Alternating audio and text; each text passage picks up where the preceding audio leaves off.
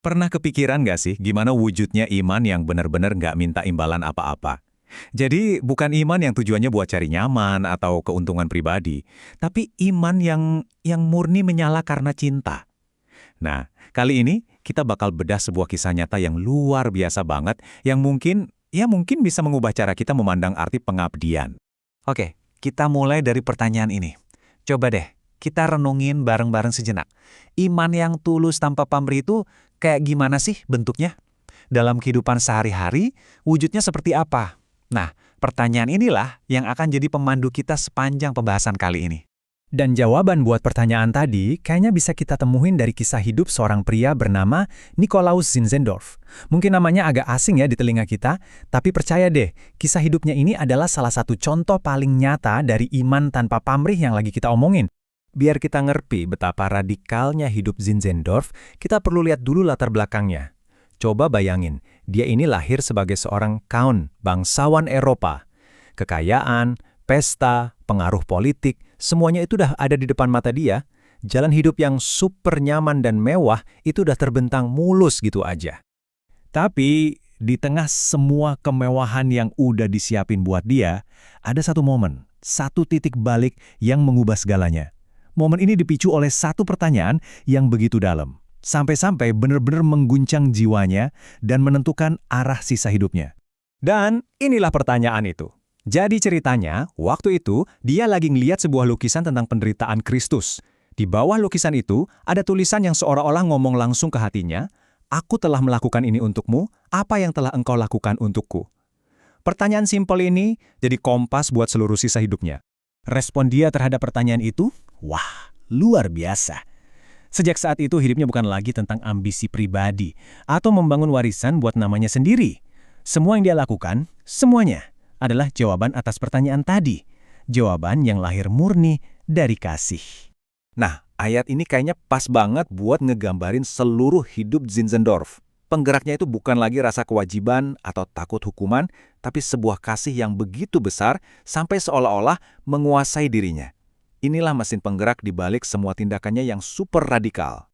Terus, apa buah pertama dari imannya yang didasari kasih ini? Kasih itu ternyata nggak berhenti di dalam hatinya aja. Kasih itu meluap keluar dan menciptakan sesuatu yang benar-benar radikal pada zamannya. Sebuah komunitas yang sangat-sangat unik. Zinzendorf melakukan sesuatu yang nggak kepikiran sama bangsawan lain. Dia membuka tanah miliknya buat para pengungsi Kristen. Bukan sembarang pengungsi, tapi dari berbagai aliran yang beda-beda, yang bahkan sering berkonflik. Dia namain tempat itu Herrnhut. Dan yang paling gila, dia nggak maksa mereka buat jadi seragam. Justru, dia dorong mereka buat bersatu di dalam kasih, bukan di dalam kesamaan doktrin. Ayat ini benar-benar jadi detak jantung komunitas Herrnhut. Mereka jadi bukti hidup, kalau persatuan sejati itu bukan soal semua orang harus mikir dan percaya hal yang persis sama, tapi soal gimana kasih bersama bisa melampaui semua perbedaan itu. Tapi cerita Herrnhut nggak berhenti di situ. Dari komunitas yang bersatu dalam kasih ini, muncul sesuatu yang, wah, kedengarannya mustahil banget. Sebuah gerakan doa yang begitu dahsyat, yang mungkin nggak ada tandingannya dalam sejarah gereja. Coba dilihat angka di layar ini, 100 tahun lebih. Ini bukan usia bangunan atau kerajaan loh, ini adalah durasi sebuah pertemuan doa, yang nggak pernah berhenti. Iya, Anda nggak salah dengar. Coba kita bayangin bareng-bareng. Selama lebih dari 100 tahun, api doa di komunitas kecil ini tuh nggak pernah padam. Siang dan malam, 24 jam sehari, 7 hari seminggu, selalu ada orang yang lagi berdoa secara bergantian. Ini bukan program yang dipaksain, tapi gelombang spontan dari hati orang-orang yang begitu mengasihi Tuhan. Mereka benar-benar ngejalanin perintah sederhana ini secara harfiah. Buat komunitas Herrnhut, tetaplah berdoa itu bukan cuma kalimat indah di Alkitab, tapi jadi gaya hidup yang mereka jalani bareng-bareng. Oke, terus apa yang terjadi kalau sebuah komunitas berdoa non-stop selama 100 tahun? Energi ruhani yang dahsyat itu nggak mungkin kan cuma diam di dalam tembok kapel mereka. Doa itu jadi bahan bakar yang menyalakan api misi ke seluruh penjuru dunia. Dari komunitas kecil inilah lahir gerakan misi Gereja Moravia. Tapi ini bukan misionaris biasa. Mereka sengaja milih tempat-tempat yang paling dihindari orang lain, yang penuh penyakit, bahaya, dan kelihatannya nggak ada harapan. Bahkan, ada cerita dua pemuda Moravia yang saking pengennya menjangkau para budak di sebuah pulau terlarang, mereka teriak, "Kalau gitu jual kami jadi budak." Gila kan? Itu level komitmen mereka. Nah, inilah yang jadi bahan bakar mereka. Moto mereka ini dalam banget artinya. Intinya gini, mereka percaya penderitaan Kristus itu layak dapat upah atau hadiah. Dan bagi mereka, hadiah terindah itu adalah jiwa-jiwa dari seluruh dunia yang datang kepadanya.